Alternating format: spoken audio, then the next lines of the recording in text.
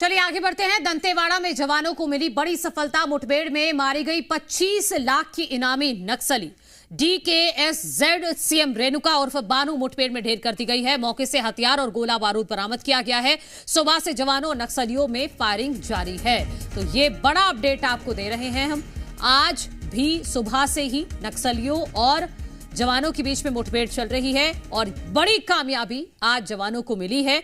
25 लाख की इनामी नक्सली को मार गिराया गया है। रेणुका उर्फ बानू मुठभेड़ में ढेर कर दी गई है।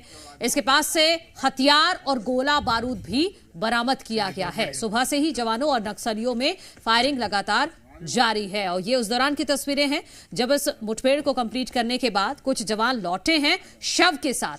महिला नक्सली का शव भी लाया गया है और ये तमाम वो हथियार हैं जो इस महिला नक्सली के पास से बरामद किए गए हैं, जिसमें तमाम हथियार आप देख सकते हैं तस्वीरों में। गोला बारूद भी इसके पास से बरामद किया गया है। महिला नक्सली जिस पर 25 लाख रुपए का इनाम था, मुठभेड़ में इसको ढेर कर दिया गया है। रेणुका उर्फ बानू इसका नाम बताया जाता है। DKSZ CM रेणुका इसका नाम है। ये इसके संगठन का नाम है जो इससे पहले हम आपको बता रहे हैं। हमारे सहयोगी अनूप अवस्थी ज्यादा जानकारी के साथ जुड़ गए हैं। अनूप, 25 लाख की इनामी महिला नक्सली को ढेर किया गया है, इसके बारे में बताइएगा। और इसको ढेर करना मतलब कितने नक्सलियों का एक साथ खात्मा?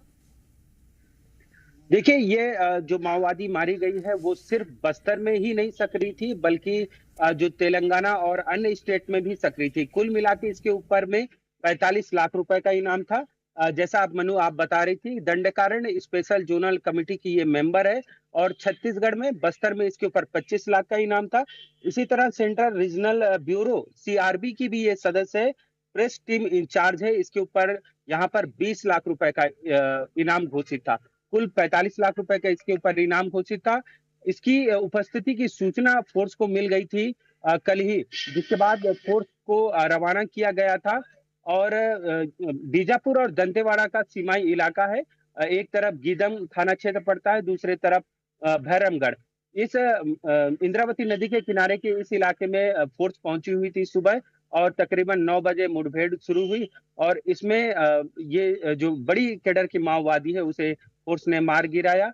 और जब इसकी डेड बॉडी लेके जवान जो है वापस लौट रहे थे, तब हमने तस्वीरों में भी देखा कि DIG कमलोचन कश्यप खुद यहाँ पर फोर्स के जवानों का मनोबल बढ़ाने के लिए पहुंचे हुए थे। कहीं ना कहीं ये बहुत बड़ी लीडर है और इसके मारे जाने से माओवादी संगठन की कमर टूटेगी, इसलिए भी फोर्स के जो मनोबल है वो बढ़ा हुआ दिखाई देता है। हमारी इस पूरे घटनाक्रम को लेकर बस्तर IG से भी बातचीत हुई। उन्होंने भी कहा ये बहुत बड़ी सफलता है। लगातार पिछले 15 महीने में 8 बड़े कैडर जो हैं दंडकारण्य स्पेशल जोनल कमेटी के मेंबर जो हैं तकरीबन 8 की संख्या में मारे गए हैं। कुल अगर तक हम बात करें तो पिछले साल 217 माओवादी मारे। और यही स्ट्रैटेजी है हमारे जवानों की कि वो जो बड़े चेहरे हैं, जो बड़े नक्सली हैं, उनको टारगेट कर रहे हैं। क्योंकि अगर आप बड़े चेहरे को टारगेट करते हो तो छोटे नक्सलियों का मनोबल अपने आप ही टूट जाता है। बहुत शुक्रिया आपका तमाम जानकारी के लिए अनूप।